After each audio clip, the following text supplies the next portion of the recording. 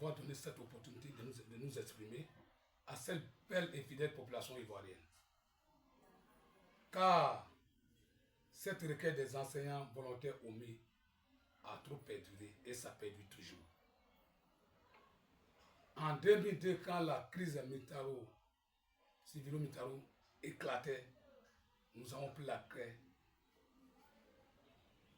et les stylos pour sauver l'école ivoirienne au prix de notre vie.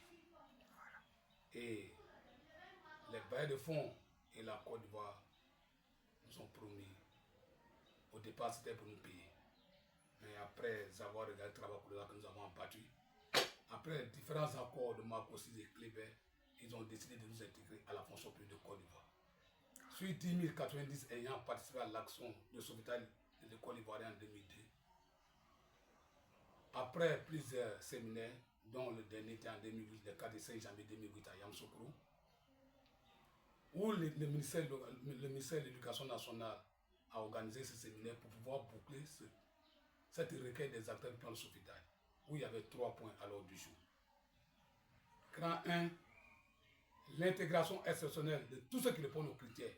En 2008, il fallait avoir 18 à 43 ans en 2008 pour être fonctionnaire et les diplômes, c'est-à-dire les BPC, les CAP, le bac, le BTS, le BP, avec les équivalences, les DUT par rapport au secondaire, ceux qui devaient rentrer au secondaire.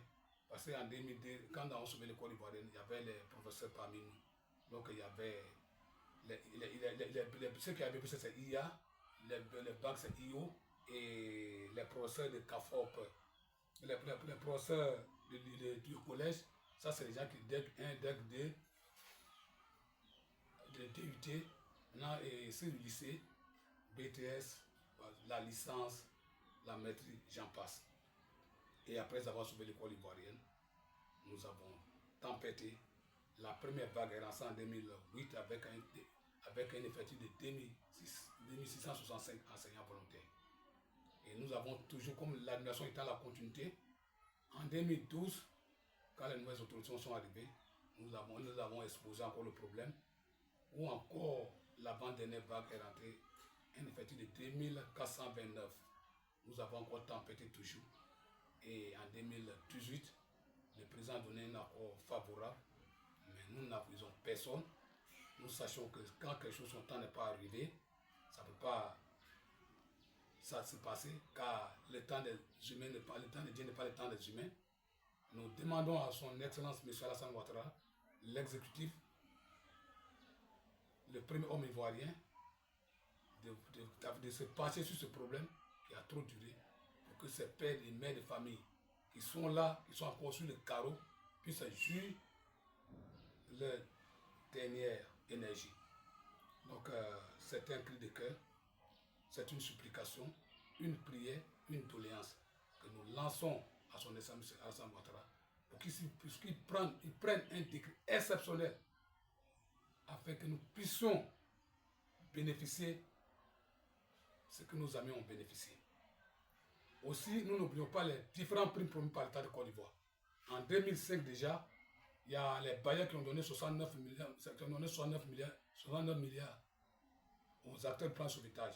Et jusqu'à ce jour, nous avons aujourd'hui 22 ans de patience et de souffrance. Nous n'avons reçu aucune pellicule. Nous n'avons reçu aucune pellicule. Nous demandons à son Excellence, sachant que l'administration étant la continuité, l'exécutif, le président de la République puisse quand même se passer sur ce problème pour pouvoir un tant soit peu apaiser nos souffrances. Car nous sommes des pères et des mères de famille, des enfants en charge. Donc vraiment, c'est un cri de cœur. Nous souhaitons que le président de la République puisse passer nos plaies, sécher nos habits mouillés. Nous le savons capable.